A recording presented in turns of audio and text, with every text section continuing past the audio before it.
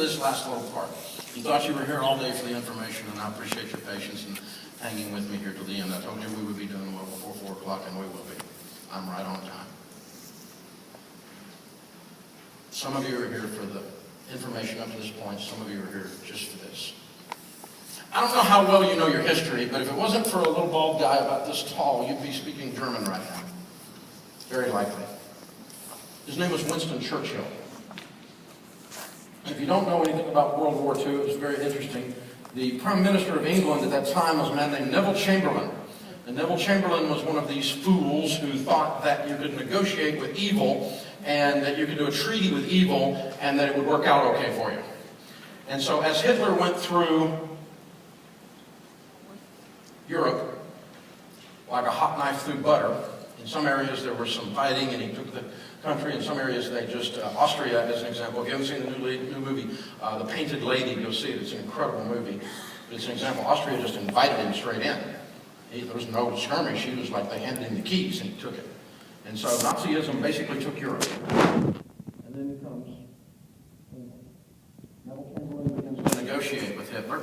Because again, he's one of these fools that thinks that it can happen. And he's almost doing a deal with the devil. He's dancing with the devil and trying to do a deal with the devil.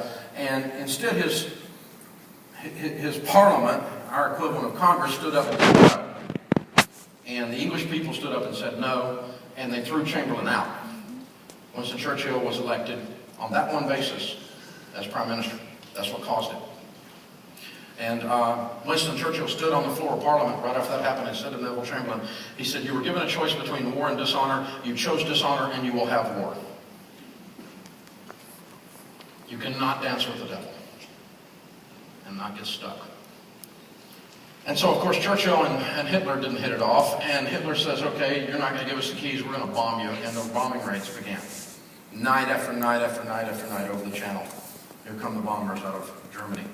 And the bombs are falling on innocent people all through London, all through England, bombing and bombing and bombing and bombing and bombing and bombing and bombing and bombing every night. Children, women, innocents killed everywhere. Bloody. When you go to England to this day, if you visit London, you'll find places all throughout London that the scars are still on the building. They haven't repaired them. They don't want to ever forget what evil looks like because it was personified in Adolf Hitler. It was evil walking around in human form. And it wasn't that we just didn't understand his messed up childhood. He was evil. It wasn't that we didn't understand his perspective. He was evil. He killed millions of people in ovens. And so he's bombing and he's bombing and he's bombing and he's bombing. And he targeted the houses of worship. And to this day, you can find, particularly in old London, the old cathedrals that are bombed out, they didn't rebuild them. Because again, they wanted to remember. He thought that if he could destroy the churches, that he could break the faith of the people, and they would surrender.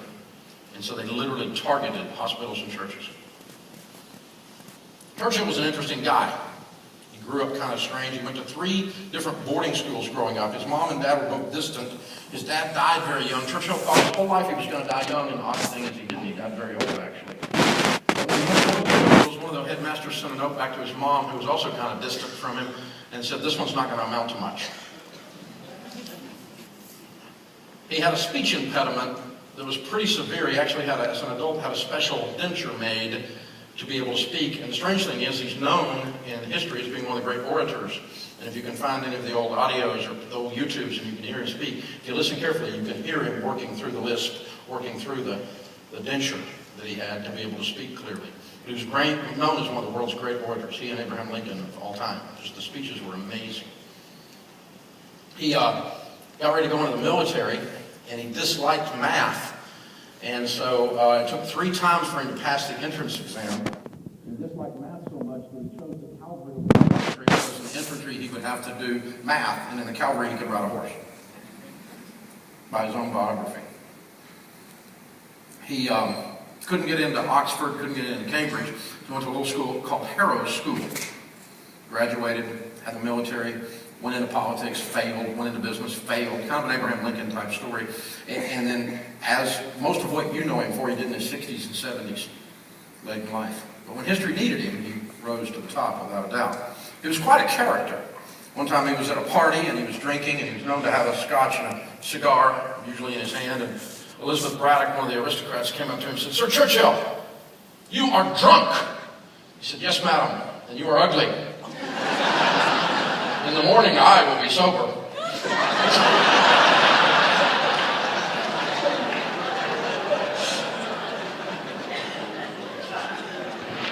He was on the floor of Parliament debating with Lady Astor, one of the aristocrats, and she said, "Sir Churchill, were I married to you, I would put arsenic in your tea." He said, "Lady, were I married to you, I would drink it."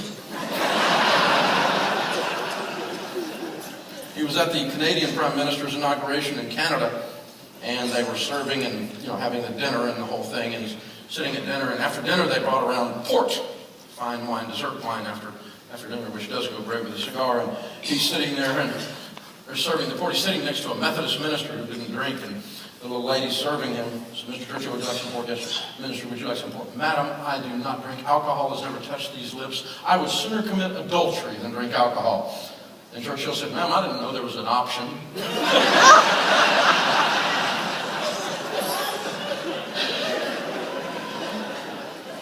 He was a lot of fun. But the backbone that he had and the way he stood and the way he personified the backbone of the English people before Americans entered the war caused them to be able to stay unified and stand against the very face of evil and what was really overwhelming odds. And of course, as you know, we were not in the war at that point. And as you know, in December of 41, Japanese bomb Pearl Harbor, and we get into the war. And if you go and study further, it's very interesting stuff. I'm not a huge history buff, but I just love seeing how these great men and great women are active in history. And Churchill and Roosevelt, others came together, formed what would later become known as NATO. They go across the English Channel, land on the northern beaches of France, and the D-Day entrance there, which we're in the 70-year anniversary right now, all of that. And 3,000 men killed in 17 minutes. It was a shooting gallery. You stand on top of those cliffs and you think 50 cows sitting up there and you just shoot anything you want to shoot down there all day long until the gun melts. And that's what the Germans did. And they literally were pouring water on their guns trying to keep them operating. It was just that easy. And those brave young men, so many of them made it through. They 101st did gliders, landed behind the lines, came in, took them. But when you stand on top of that today, there is enough white stones on the top of that beach that looks like Arlington up there. It really does. The price that was paid for our freedom today is unbelievable. That area of friends and Americans still. You can't walk through there and not know. It's too massive. It's too big. But before all of that happened, Churchill was standing. October of 41, remember December 41's Pearl Harbor, Harrow School calls and says, "Sir Churchill, would you come to your alma mater and do the fall graduation commencement?" Now, Churchill was known for a smart aleck comment, and I've always tried to find it, and there's no record anywhere of him making a smart aleck comment. Like, we're in a war, I'm doing commencement, you gotta be kidding. He didn't say that. Instead, he went. And there are several versions of what happened, but the big people Churchill's almost a science of people that studied Churchill. He's such an interesting character. The pretty much agreement on what actually happened was this. And again, the vast majority of people who seem to know, there's no recording, there's no absolute proof of it. But apparently what occurred in October 41 when he went to Harrow School was the man in his top hat and his cane, classic, came up on the stage, and he walked to the podium, and he set his top hat on the podium, and he hung his cane on the edge of the podium. And this was the commencement address. He said, "This is the lesson. Never give in.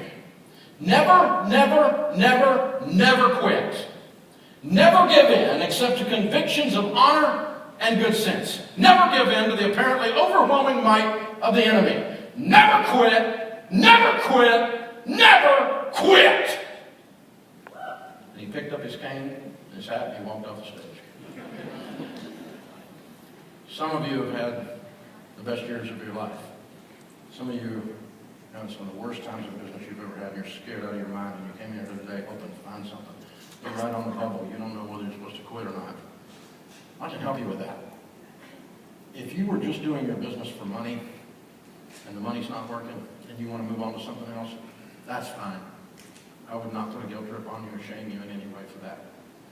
But if you started your business because it was a dream, because there was something in here, because it means something in the free enterprise system, in the greatest country the world has ever known, for men and women to own their own destiny. And if that's what you're doing, and you've run into a hard time right now, hear me loud and clear. Don't you dare quit. We need you. You're where jobs come from. You're where ideas come from. You and people like you are what has caused this country to be the greatest country in the world that humankind has ever known by any measure of economic production. You can argue about the politics, you can argue about your little moralistic crap, but there's no doubt when you measure the economic metrics, this is the biggest production machine the world has ever known in the history of man, and you're part of it. Don't you dare quit!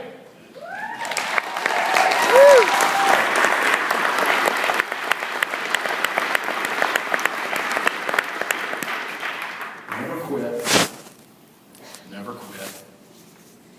Never quit. It's an honor to be with you today. God bless.